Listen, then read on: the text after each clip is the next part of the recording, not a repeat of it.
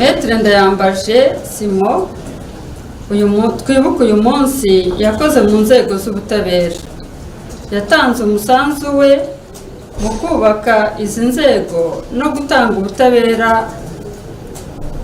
ku babukeneye, aho agereye mu rugaga rw'abunganira abandi mu mategeko, naho yakomeje gufasha inkiko gutanga ubutabera abinyujije mu kunganira ababugana n'abagana inzego z'ubutabera bose. Gusoza rero nyakubahwa perezida, icyo twavuga mu magambo make nuko guhurira hano ari ukumuha icyubahiro akwiye, kandi twizera tudashidikanya yuko umwana imuha iruhuko ridashira. Umuryango asize nanone ku rundi ruhande ntabwo twareka kubabwira yuko mu by'ukuri twishimiye uburyo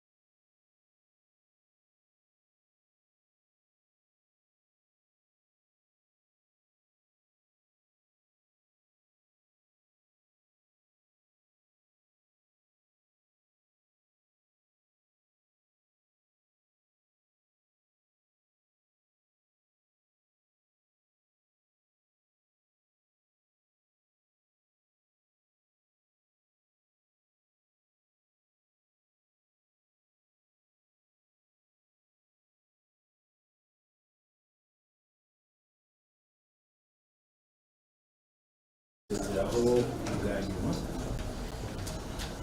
tukaba nyakubahwa perezida mbere dushaka kubashimira kuba igihe iyo tugize ibyago n'ubutabara kuko umwaka wa 2024 ntabwo watubereye umwaka woroshye kuko twabivuze muri Rwanda twakoreye hano kwa gatanu twabuze abavoka bagera kuri 10. Simon Ndayambaje rero yari umwe mu bagize urugaga rw'abavoka kuva mu mwaka wa 2011 akaba yari inararibonye mu bijyanye n'umwuga w'abavoka, ariko na mbere y'uko aba umwavoka akaba yarakoze imirimo itandukanye cyane cyane muri polisi. Nyakubahwa Perezida rero mu magambo make tudatinze mu nyungu z'umwanya, icyo twavuga ni uko uyu muhango wo guherekeza abavoka bitabye Imana n'umuhango ufite yuko ukomeye cyane kuko ari igikorwa kigaragaza indangagaciro ziranga abavoka ndetse n'ubufatanye buturanga. Ku muryango Simon asize, nagira ngo mubwire yuko mu by'ukuri mwari umuntu w'ingenzi cyane mu rugaga, yari afite inshuti nyinshi, ariko by'umwihariko yanakoraga umwuga we kinyamwuga kuko atigeze na rimwe agaragaraho amakosa mu mikorere ye. Ikiruseho ni uko yari umwe mu bavoka bitangiraga abandi mu buryo buhagije, kuko yari mu itsinda ry'abantu batangaga ubufasha mu by'amategeko, kandi tukaba tumushimira uburyo yakomeje kwitwara mu mirimo ye muri myaka yose yarakoze.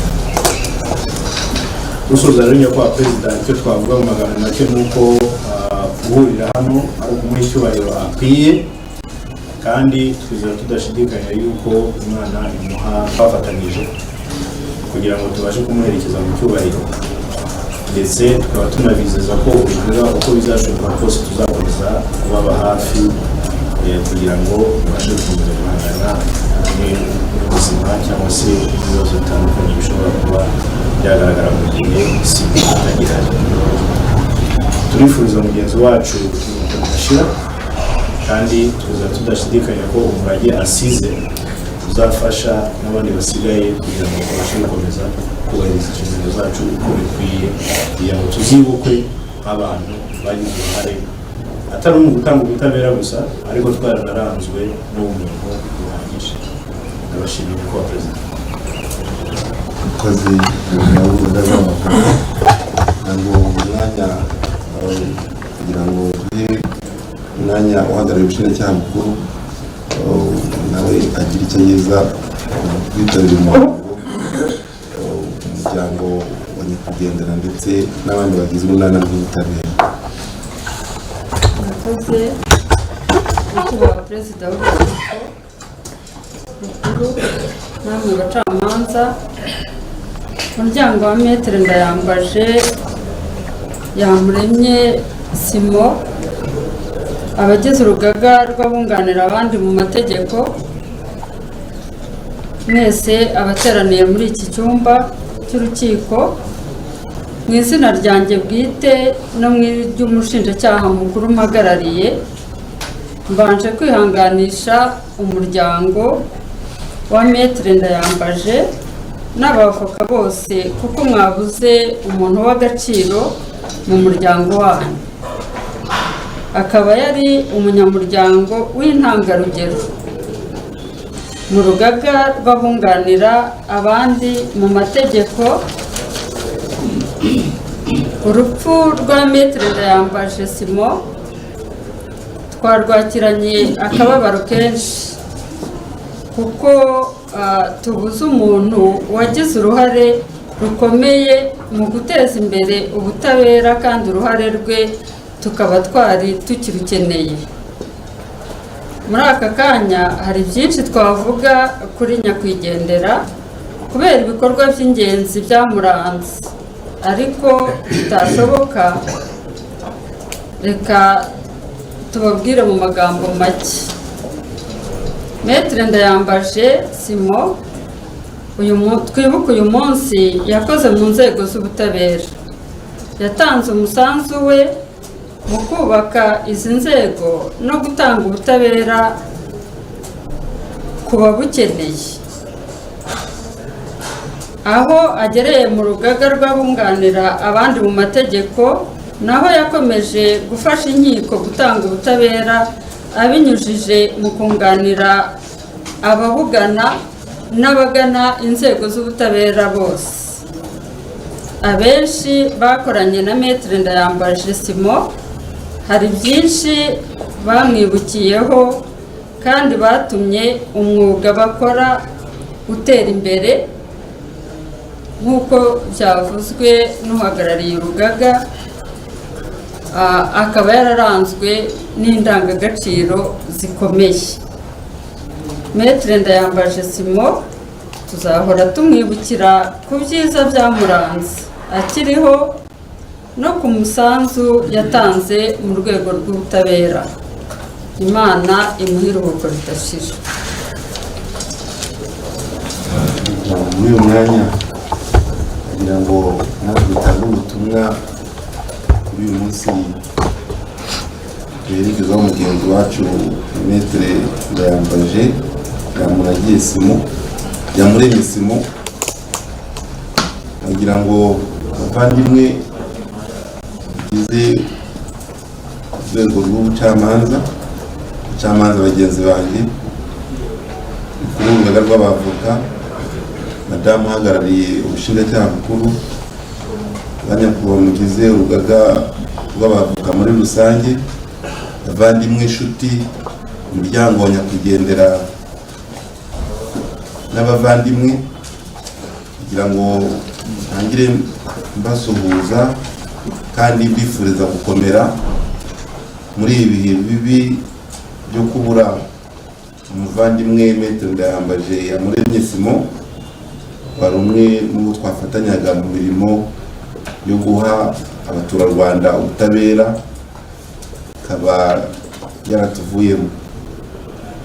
Birumvikana ko itabaruka rya Maître Ndayambaje Yamuremye Simon ari igihombo gikomeye ku rwego rw'ubucamanza, urugaga rw'abavoka muri rusange, umuryango we ku buryo bw'umwihariko, ariko nanone ni n'igihombo gikomeye ku baturarwanda bari bamwitezeho gukomeza kubaha ubufasha mu buryo bw'amategeko.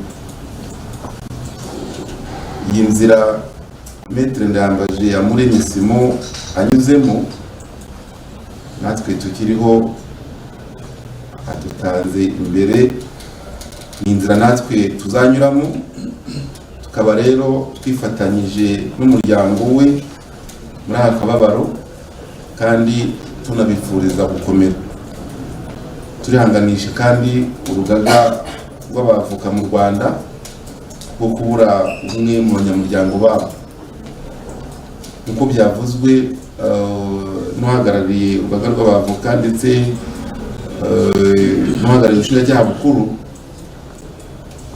Maître Ndayambaje yari umwe mu bavoka bakuru muri uyu mwuga w'ubwavoka, ko nk'uko bigaragara muri CV ye, uyu mwuga yawutangiye muri 2011. Bikaba rero byumvikana ko kuva icyo gihe cyose kugeza ubu yakoreye byinshi urugaga, yakoreye byinshi umuryango we, ariko kandi yanakoreye byinshi umuryango nyarwanda yafashaga muri izi nzira z'ubutabera. Nubwo tubabajwe n'urupfu rw'umuntu wari ufitiye akamaro umuryango we, urwego rw'ubucamanza ndetse na sosiyete nyarwanda muri rusange, isomo dukuramo nuko nk'abizera turizera ko urupfu rw'umuntu nk'uyu ari isomo rikomeye ku basigaye, kuko rituma buri wese atekereza ku buryo azasigara vuba. Ndayambaje watuvuyemo, yakoze byinshi byiza turiho kuvuga uyu munsi, natwe tukiriho turifuriza twebwe ubwacu gutera intambwe mu kirenge cye, kugira ngo natwe tuzavugwe neza ubwo tuzaba dusoje imirimo twahamagariwe hano ku isi, nk'uko Ndayambaje nawe ayisoje. Mu gusoza nongera kwihanganisha umuryango wa nyakwigendera, ubuze umuntu w'ingirakamaro, nongere nihanganishe urwego rw'abavoka rwabuze umwe mu banyamuryango, kandi bizeze ko dufatanyije kumusabira kugira ngo Imana imuhe iruhuko ridashira. Nyuma y'aya magambo yose tukaba dutangaje ku mugaragaro ko Maître Ndayambaje Iyamuremye Simon asoje imirimo ye yo kunganira abantu mu mategeko burundu. Imana imuhe iruhuko ridashira. Murakoze kwihangana. Aka kanya kugira ngo umwanya ukurikiyeho ni uwo gusezera kuri mugenzi wacu uhagarariye urugaga ceremonial, batubwira uko tubikora. Murakoze nyakubahwa perezida, nyakubahwa camanza. Nk'uko mwari mubivuze nyakubahwa perezida, nuko tugiye gukurikizaho umuhango wo gusezera. Haraza kubanza inteko y'abacamanza, hanyuma haze gukurikiraho nyakubahwa uhagarariye ubushinjacyaha bukuru ndetse n'abandi bashinjacyaha bashobora kuba bari mu cyumba. Hanyuma hakurikireho umukuru w'urugaga, kumwe na umukuru w'urugaga wungirije ndetse n'abandi bavoka twese. Hanyuma haraza gukurikiraho umuryango bwite wa nyakwigendera, ubwo ndetse nyuma yaho haze gukurikiraho n'abandi bose bari muri iki cyumba.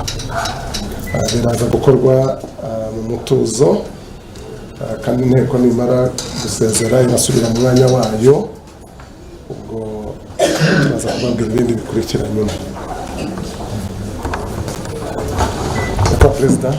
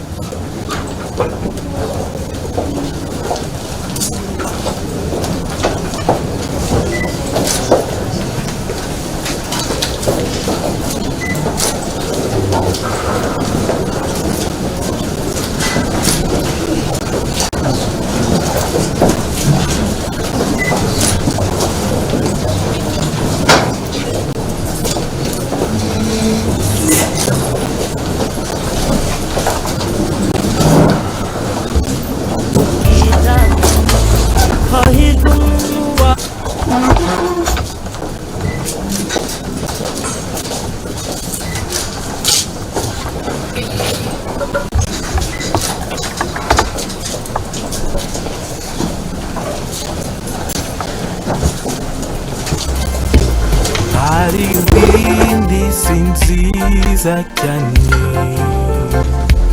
wasezeranijwe n'Imana, tuyitegereje twizeye ubudata idufitiye aheza ijuru tuzahurirayo bagenzi, aheza ijuru tuzahurirayo bagenzi,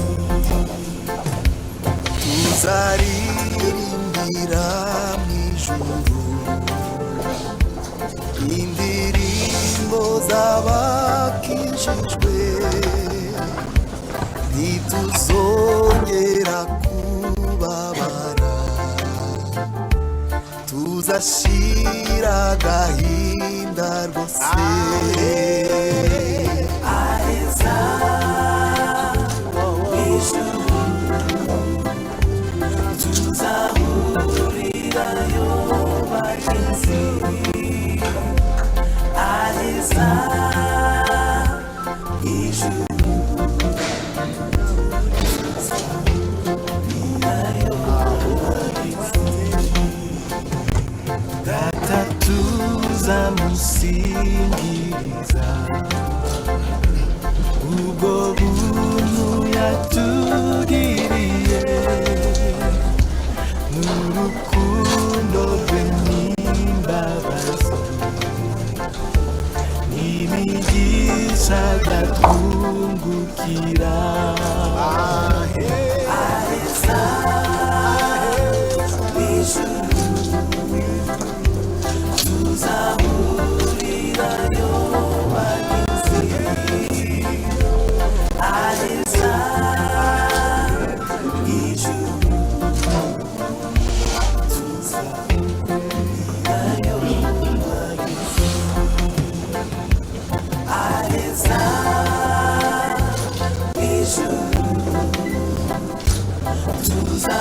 tuzahurirayo bagenzi aheza ijuru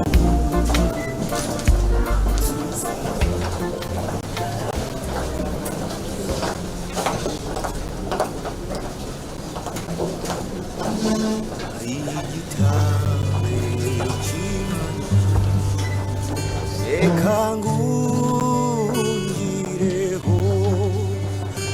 ubw'imbabazi kera wamerewe wihishe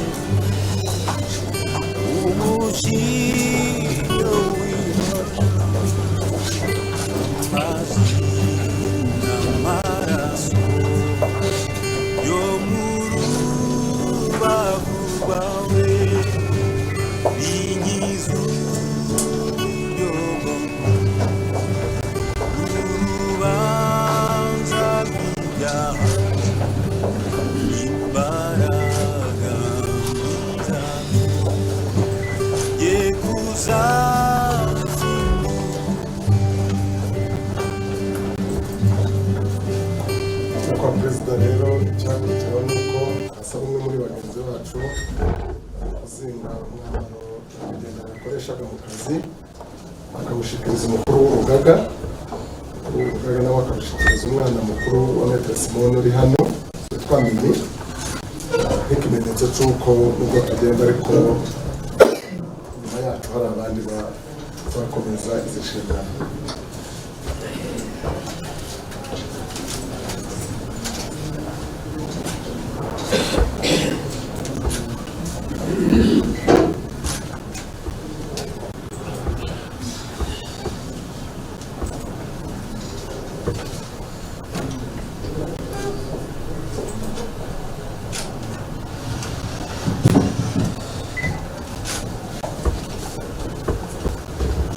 Sabe Mimi yegera umukuru w'urugaga ashikiriza umwambaro wa Perezida.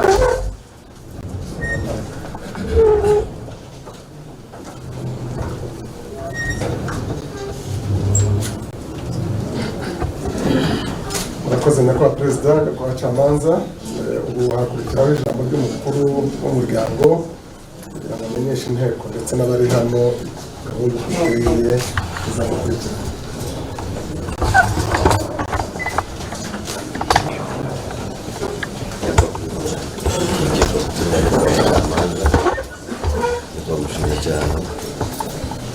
twafatanye ariko avoka turashimire nk'umuryango kuri uyu muhango mwiza mumaze gukorera umuvandimwe wacu ndetse n'impumure mumaze kuduha mwakoze cyane.